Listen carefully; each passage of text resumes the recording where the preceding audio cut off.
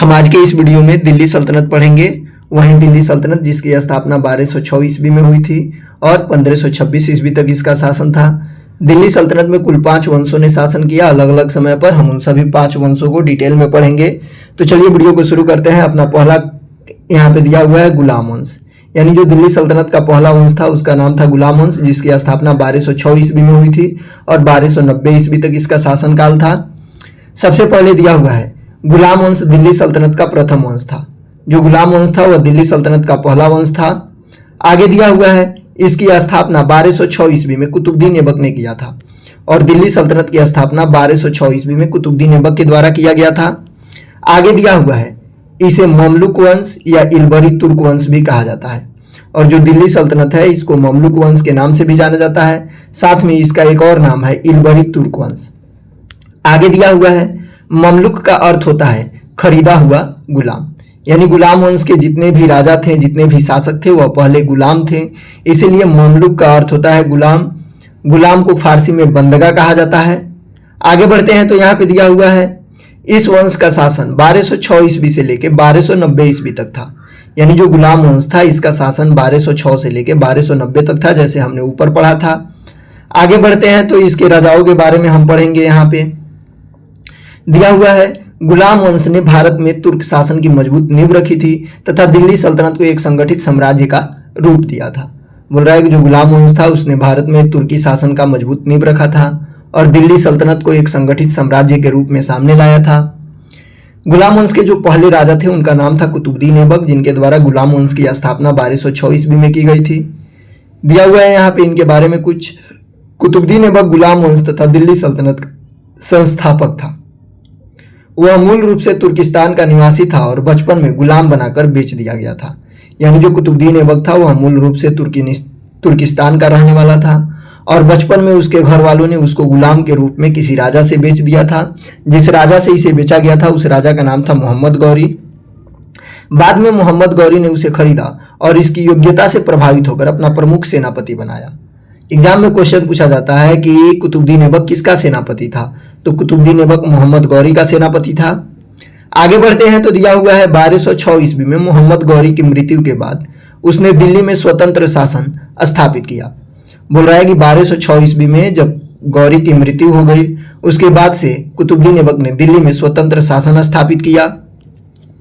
उसने कुतुब मीनार का निर्माण प्रारंभ कराया तथा कुब्बत उल इस्लाम मस्जिद का भी निर्माण करवाया और जो कुतुबुद्दीन ऐबक था उसने कुतुब मीनार के कार्य को प्रारंभ करवाया था। इसके साथ ही उसने कुब्बत उल इस्लाम मस्जिद का भी निर्माण करवाया था। आगे दिया हुआ है अपनी उदारता के कारण उसे लाख बख्श के नाम से भी जाना जाता है। बोल रहा है कि वह बहुत ज्यादा दयालु था जिसके कारण उसको लाख बख्श के नाम से भी जाना जाता है। लाख बख्श का अर्थ होता है लाखों का दान देने वाला। आगे दिया हुआ है 1210 ईस्वी में चौगान या पोलो खेलते समय घोड़े से गिरने के कारण उसकी मृत्यु हो गई थी, यानी 1210 ईस्वी में चौगान खेलते समय कुतुबुद्दीन ऐबक घोड़े से गिर गया जिसके कारण इसकी मृत्यु हो गई। आगे बढ़ते हैं तो दिल्ली की सल्तनत का दूसरा शासक या गुलाम वंश का दूसरा शासक यहाँ पे दिया हुआ है इल्तुतमिश। जो इल्तुतमिश था यह तीसरा शासक था दिल्ली सल्तनत का। दूसरा शासक के बारे में हम नहीं पढ़ेंगे क्योंकि केवल उसने 8 महीनों तक शासन किया था। हम इसमें केवल प्रमुख राजाओं के बारे में पढ़ेंगे जिन्होंने दिल्ली सल्तनत को बढ़ाने में मदद किया था। इल्तुतमिश कुतुबुद्दीन ऐबक का दामाद था और गुलाम वंश का सबसे योग्य एवं शक्तिशाली शासक माना जाता है। बोल रहा है कि जो इल्तुतमिश था वह कुतुबुद्दीन ऐबक का दामाद था। गुलाम वंश का सबसे योग्य और शक्तिशाली शासकों में इसे गिना जाता है। उसने दिल्ली को अपनी अस्थायी राजधानी बनाया और पूरे राज्य को संगठित किया। बोल रहा है कि जो इल्तुतमिश था उसने अपनी राजधानी को दिल्ली बनाया। कुतुबुद्दीन ऐबक के समय दिल्ली सल्तनत की राजधानी लाहौर थी। आगे बढ़ते हैं तो दिया हुआ है उसने इक्ता व्यवस्था को व्यवस्थित रूप दिया जिससे प्रशासन अधिक मजबूत हुआ। इल्तुतमिश जो था उसने इक्ता व्यवस्था को और अधिक व्यवस्थित किया जिससे प्रशासन अधिक मजबूत हुआ। आगे दिया हुआ है उसने चालीसा नामक 40 तुर्की अमीरों का दल का गठन किया। बोल रहा है कि इल्तुतमिश ने 40 तुर्कियों को एक साथ लाकर 40 तुर्की अमीरों का एक संगठन तैयार किया। आगे दिया हुआ है उसके शासनकाल में टंका यानी चांदी तथा जीतल नामक सिक्के जारी किए गए। बोल रहा है कि इल्तुतमिश के शासनकाल में टंका और जीतल नामक सिक्का जारी किया गया। जो टंका था वह चांदी का बना होता था और जो जीतल था वह तांबा का बना होता था। आगे दिया हुआ है 1229 ईस्वी में उसे बगदाद के खलीफा में शासन की वैधता प्राप्त हुई और दिल्ली सल्तनत का यह पहला ऐसा शासक था जिसने बगदाद के खलीफा से राजा बनने की अनुमति प्रदान किया था, यानी वैधानिकता लिया था। आगे दिया हुआ है उसने अपनी पुत्री रजिया को उत्तराधिकारी घोषित किया क्योंकि वह उसे सबसे योग्य मानता था। बोल रहा है कि इल्तुतमिश जो था उसने अपनी पुत्री रजिया को उत्तराधिकारी घोषित किया क्योंकि वह उसको सबसे योग्य मानता था, लेकिन यह बात गलत है। उसके बाद यानी इल्तुतमिश के मरने के बाद इसका पुत्र जो था वह राजा बना था जिसका नाम था फिरोज रुकनुद्दीन। फिरोज रुकनुद्दीन के बाद गद्दी पर बैठी थी रजिया सुल्तान। आगे दिया हुआ है रजिया सुल्तान 1236 से लेकर 1240 ईस्वी तक। रजिया सुल्तान भारत की पहली और एकमात्र महिला मुस्लिम शासक थी। बोल रहा है कि जो रजिया सुल्तान थी यह भारत की पहली महिला मुस्लिम शासक और आज तक एकमात्र महिला मुस्लिम शासक थी। आगे दिया हुआ है वह इल्तुतमिश की सबसे योग्य पुत्री थी, यानी रजिया सुल्तान जो थी वह इल्तुतमिश की पुत्री थी। आगे दिया हुआ है वह प्रदा प्रथा का पालन नहीं करती थी और पुरुषों की तरह खुले दरबार में शासन करती थी। बोल रहा है कि जो रजिया सुल्तान थी वह प्रदा प्रथा का पालन नहीं करती थी, वह पुरुषों के तरह खुले दरबार में जाके अपने प्रजा के बीच अपने मंत्रियों के बीच शासन करती थी। आगे दिया हुआ है उसने योग्यता के आधार पर अधिकारियों की नियुक्ति की और रजिया सुल्तान अपने दरबार में जिन अधिकारियों का नियुक्ति किया उनके योग्यता के आधार पर किया, न कि उनके वंशजों के आधार पर। आगे दिया हुआ है तुर्की अमीरों ने एक महिला शासक को स्वीकार नहीं किया, इसलिए उसके विरुद्ध अनेक विद्रोह हुए। बोल रहा है कि जो तुर्की अमीर थे यानी जो तुर्किस्तान के अमीर शासक थे, अमीर लोग थे, उन्होंने महिला शासक को राजा के रूप में स्वीकार नहीं किया, जिसके कारण रजिया सुल्तान के विरुद्ध अनेकों विद्रोह हुए। 1240 में विद्रोह के कारण उसका शासन समाप्त हो गया। बोल रहा है कि 1240 में विद्रोह के कारण इनका शासन समाप्त हो गया और 1240 में ही इनको कैथल में डाकुओं के द्वारा क्या किया गया, मार दिया गया। इन्होंने शादी भी किया था, जिस व्यक्ति से इनका शादी हुआ था उसका नाम था अल्तुनिया। आगे बढ़ते हैं तो यहाँ पे दिया हुआ है नसीरुद्दीन महमूद। नसीरुद्दीन महमूद धार्मिक और सरल स्वभाव का शासक था। कहा जाता है कि वह स्वयं कुरान की नकल लिखकर अपना खर्च चलाता था और जो नसीरुद्दीन महमूद था वह अपनी खर्च चलाने के लिए स्वयं कुरान की नकल को लिखता था, अलग अलग भागों में उसको बांटता था, उसका अनुवाद करता था, जिससे वो अपना खर्च चलाता था। उसके शासनकाल में प्रशासन का वास्तविक संचालन उसके प्रधानमंत्री गयासुद्दीन बलबन के हाथों में था। बोल रहा है कि नसीरुद्दीन मोहम्मद के शासनकाल में प्रशासन का वास्तविक संचालन इसके प्रधानमंत्री गयासुद्दीन बलबन करते थे और नसीरुद्दीन महमूद जो था वह गयासुद्दीन बलबन का दामाद ही था। आगे बढ़ते हैं तो यहाँ पे दिया हुआ है अब गयासुद्दीन बलबन के बारे में हम पढ़ेंगे। गयासुद्दीन बलबन का पूरा नाम बहाउद्दीन था। आगे दिया हुआ है यहाँ पर गयासुद्दीन बलबन। बलबन गुलाम वंश का अंतिम महान शासक था। अंतिम शासक नहीं था, सबसे महान शासक था अंतिम समय में। उसने राज्य में कठोर अनुशासन स्थापित किया और रक्त तथा लौह नीति अपनाई। बोल रहा है कि उसने अपने राज्य में कठोर अनुशासन स्थापित किया तथा रक्त एवं लौह नीति अपनाई। उसने 40 दल की शक्ति समाप्त कर दी ताकि सुल्तान की शक्ति बढ़ सके। बोल रहा है कि जो बलबन था उसने 40 दल की जो शक्ति थी उसको समाप्त कर दिया। उसको लगता था कि 40 शक्ति को समाप्त करने के बाद सुल्तान की शक्ति में बढ़ोतरी हो सकती है। 40 दल का निर्माण इल्तुतमिश ने किया था।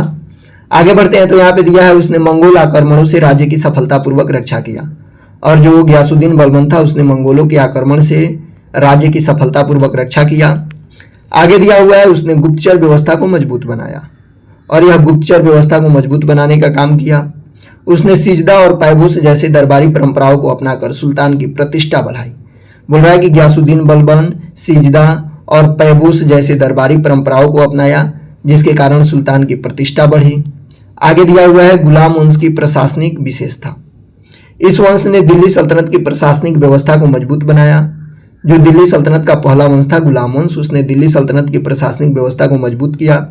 इक्ता व्यवस्था के माध्यम से प्रांतों का शासन चलाया गया और गुलाम वंश के समय प्रांतों का शासन इक्ता व्यवस्था की वजह से चलाया जाता था। आगे दिया हुआ है सेना को संगठित किया गया तथा सीमाओं की सुरक्षा पर विशेष ध्यान दिया गया। योग्य व्यक्तियों को उच्च प्रशासनिक पदों पर नियुक्त किया गया। जैसे हमने पढ़ा है कि रजिया सुल्तान ने योग्यता के आधार पर अधिकारियों का नियुक्ति किया, तो दिया हुआ है योग्य व्यक्तियों को उच्च प्रशासनिक पदों पर नियुक्त किया गया। न्याय एवं कर व्यवस्था को अत्यधिक व्यवस्थित बनाया गया। आगे बढ़ते हैं तो यहाँ पे दिया हुआ है स्थापत्य कला में योगदान। कुतुब मीनार का निर्माण कुतुबुद्दीन ऐबक ने प्रारंभ कराया और इल्तुतमिश ने पूरा कराया। कुतुब मीनार का निर्माण कुतुबुद्दीन ऐबक ने शुरू किया था, लेकिन इस काम को पूरा इल्तुतमिश ने कराया था, जो कुतुबुद्दीन ऐबक का दामाद था।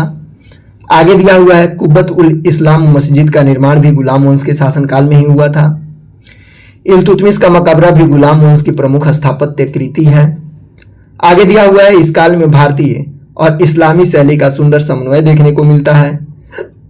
आगे बढ़ते हैं तो यहाँ पे दिया हुआ है गुलाम वंश के पतन के कारण।